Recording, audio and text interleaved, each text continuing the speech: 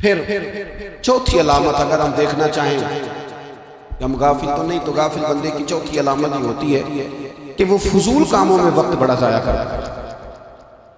فضولیات، ادھر بیٹھے ہیں ادھر بیٹھے ہیں، یہاں گپ شپ ہو رہی ہے، وہاں موبائل دیکھا جا رہا ہے، پھر کچھ ٹائم ملا ہے تو پھر کہیں دور دراز کسی ہوٹل پہ کھانا کھانے چلے گئے، پھر کچھ ٹائم ملا تو چلو نکلتے ہیں ذرا کوئی ہفتہ سیر کر آتے ہیں، یہاں گپ شپ ہے، فلاں کو ڈسکس کر لیتے ہیں، فلاں کے بارے میں بات کر لیتے ہیں، سیاسی تبصرے کر لیتے ہیں، یہ تھوڑی گفتگو ہو جاتی، چلے محلے داروں پہ تبصرہ شروع کرتے ہیں، کون روٹی زیادہ کھا رہا ہے اور کس کے پاس پیسے زیادہ آ گئے، چلو جا کے پتہ کرتے ہیں۔ حالانکہ یہ پتہ نہیں کرنا چاہیے تھا، پتہ تو اس کا کرنا چاہیے تھا جو بیچارہ کل سے بھوکا ہے، خبر تو اس کی رکھنی چاہیے تھی جس بیچارے کے گھر میں بچوں کے لیے پہننے کو کپڑے موجود نہیں ہیں، اس پر تبصرہ یہ کرتے ہیں کہ یہ محنت کیوں نہیں کرتے، اور اگر کسی پر اللہ عطا کر دے پھر حساب ضرور لگاتے ہیں کہ ذرا معلومات کرو یہ اتنی جلدی آگے کیسے نکلتے۔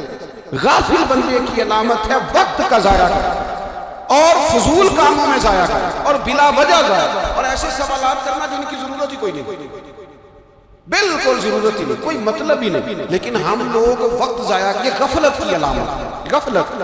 اللہ والوں کی علامت کیا تھی؟ ایک بات انہوں نے زندگی میں لے لی، سیکھ لی، پھر ساری زندگی اسی پہ گزار دی۔ ان کا ارادہ تھا نا کشکول سیدھا کیا، کچھ لوگ ساری زندگی لیکچر کو لے لے کے سن کے پھر بھی سمجھنے کو تیار ہیں، یہ غافل دل کی علامت ہے۔ اس لیے نبی پاک صلی اللہ تعالیٰ علیہ وسلم نے فرمایا دو نعمتیں ایسی ہیں جن میں اکثر لوگ غفلت میں، ایک صحت اور دوسری فراغت۔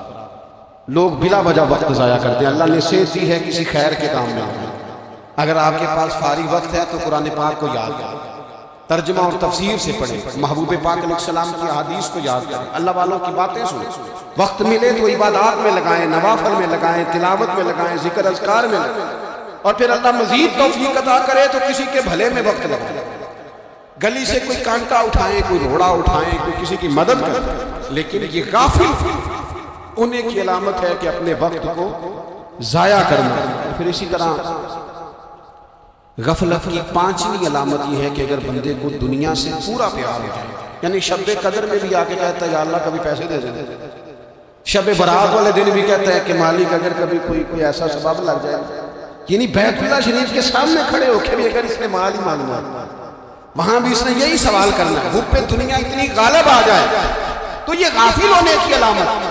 دنیا ضرورت ہے، مقصد نہیں ہے، دنیا کی حاجت ہے، مقصد نہیں ہے، یہ مقصود نہیں۔ اور جب لوگ فقط دنیا کے مال کو، دولت کو، نبی پاک علیہ السلام نے فرمایا وہ لعنتی ہے جو درہم اور دینار کا بندہ بن گیا، پیسوں کا بندہ بن گیا، مل جائے تو خوش ہوتا ہے، نہ ملے تو تکلیف میں آ جاتا ہے، یہ غافل بندے کی علامت۔ مومن تو وہ ہوتا ہے کہ دولت رزق کے حلال ضرور کماتا ہے تاکہ کسی کے آگے ہاتھ نہ پھیلانا پڑے، کوشش ضرور کرتا ہے، پر دنیا کو جیب میں جگہ دیتا ہے، دل میں نہیں دیتا۔ اس کی جگہ جہاں ہے اسے وہاں رکھتا ہے، اسے دل میں جگہ، دل تو ایک ہے، اس میں رب و رسول کو بسائیں گے یا کسی اور کو بسائیں گے؟ تو حب دنیا یہ غافل ہونے کی بہت بڑی علامت ہے۔ پھر اسی طرح جو بندہ رب کریم کو جانتا نہیں نا وہ بھی غافل ہو جاتا ہے۔ ایک تو جو یہ نہیں نہ جانتا کہ رب کریم سزا دے گا، مجھے دیکھ رہا ہے، اسے نہ اونگ آتی ہے نہ نیند آتی ہے، جو اس کی معرفت نہیں رکھتا کہ میرا رب ہر وقت مجھے دیکھ رہا ہے، وہ بھی غافل ہو جاتا ہے۔ جسے پتہ ہونا کہ مجھے دیکھ رہا ہے وہ غافل نہیں ہوتا۔ اور جو یہ سمجھ لیتا ہے نا کہ شاید معاذ اللہ اس یقین کو پکا نہیں کرتا، وہ غافل ہو جاتا ہے۔ اور ایک جو یہ نہیں نہ جانتا کہ رب مہربان کتنا ہے وہ بھی غافل ہو جاتا ہے۔ مجھے بتائیے سب سے زیادہ تو بندہ اس کے دروازے پہ جاتا ہے نا جو سب سے زیادہ مہربانی کرنے والا ہے، اس دروازے سے بندہ اٹھتا ہی نہیں۔ تو جس کو یہ یقین ہو جائے نا سب سے زیادہ کرم فرمانے والی ذات اللہ رسول کی ہے، وہ کبھی رب رسول سے غافل نہیں ہوتی، وہ کبھی اللہ رسول کا دروازہ چھوڑ کے نہیں جاتا، وہ کبھی کسی اور جگہ جا کے پناہ تلاش نہیں کرتا۔ جسے پتہ چل جائے نا وہ کریم کتنا ہے، مہربان کتنا۔ مولا رومی رحمت اللہ علیہ فرماتے ہیں بہت بڑا مجرم تھا ایک بندہ، بہت بڑا گناہگار تھا، بت کو پوجتا تھا، تھک گیا، ساری رات بت کے سامنے کھڑا تھا، معاذ اللہ یا صنم یا صنم یا صنم، تھک گیا، نیند آ گئی، اونگ آ گئی، جب پوری طرح نیند آ گئی اور دماغ پہ نیند قبضہ کرنے لگی تو اس کے منہ سے نکل گیا صنم صنم کہہ رہا تھا، نکل گیا یا صمد، او بے نیاز مالک۔ رب کریم نے فرشتوں سے فرمایا دوڑ کے جاؤ، جو کہتا ہے اسے دے دو۔ فرشتے کہنے لگے مالک تو بت کو پکار رہا تھا، اس نے تو غلطی سے نام لیا ہے، ورنہ مجھے نہیں پتا، لیکن دیکھو نا اس نے مجھے پکارا تو ہے نا، کتنی دیر سے جھوٹے کو پکار رہا تھا، اس کا معاملہ حل نہیں ہوا، اب اگر سچے کو پکارنے پہ بھی حل نہ ہوا تو فرق کیا رہ جائے گا؟ دے دو جو مانگتا ہے، دے دو۔ میرے دوست گھر پتہ چل جائے وہ کریم کتنا ہے، وہ مہربان کتنا ہے۔ میرے رسول پاک علیہ السلام نے تو فرمایا تیری آنکھ سے اگر اس کے خوف سے اتنا آنسو بھی نکل گیا جتنا مچھر کا پر ہوتا ہے، تو جس طرح بھینس کے تھنوں سے نکلا ہوا دودھ واپس تھنوں میں نہیں نہ جاتا، جو اتنا بھی روئے نہ روئے اللہ کے خوف سے، وہ بندہ دوزخ میں نہیں جائے گا۔ تھوڑی دیر کے لیے ڈر جائے اپنے رب سے، آئے تو صحیح، عدم معرفت غفلت پیدا کرتی ہے، تو آ تو صحیح، وہ تو کریم ہی بڑا ہے، وہ تو مہربان ہی بڑا ہے۔ حضرت زنیرہ رضی اللہ تعالیٰ عنہ حضور کی صحابیاں ہیں، ایام جو مکہ کے تھے مسلمانوں پر بڑی آزمائش کے تھے، انہیں بڑا مارا کفار نے، اتنا مارا کہ ان کی بینائی چلی گئی، نظر آنا بند ہو۔ کافروں کی عورتوں نے تانا دیا کہ تم نے ہمارے بت چھوڑے ہیں نا، تو دیکھنا تیری بینائی چلی گئی۔ تو جناب زنیرہ اللہ پہ بھروسہ، توکل، معرفت الہی کا جذبہ، اٹھ کے کھڑی ہو کہنے لگی چپ کرو، تمہارے جھوٹے بت کیا کر سکتے ہیں، میرا رب چاہے تو صبح جب میں اٹھوں تو میری آنکھیں روشن ہو، اگر کریم کرم کر دے۔ لوگ کہتے ہیں واقعی ایسا ہوا، جب وہ سویرے اٹھی تو اللہ نے ان کی روشنی واپس کر دی۔ تجھے پتہ چل جانا وہ مہربان کتنا ہے۔ وہ ایک بزرگ تھے تو ان سے کسی نے کہہ دیا کہ اگر آپ کا حساب آپ کے ماں باپ کے ذمہ ہو جائے تو پھر کیسا، پوچھنے کے لیے قیامت میں اگر ماں باپ حساب لیں تو پھر کیسا۔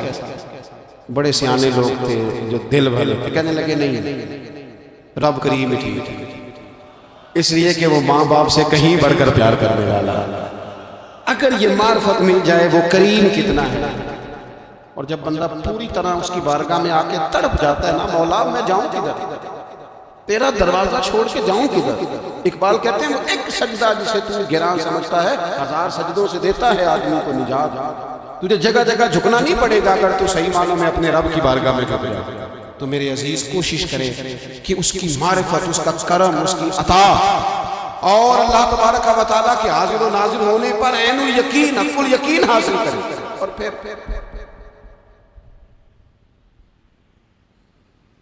آٹھویں بات یہ ہے کہ غافل لوگوں کی صحبت بھی بندے کو غافل کر دیتی ہے۔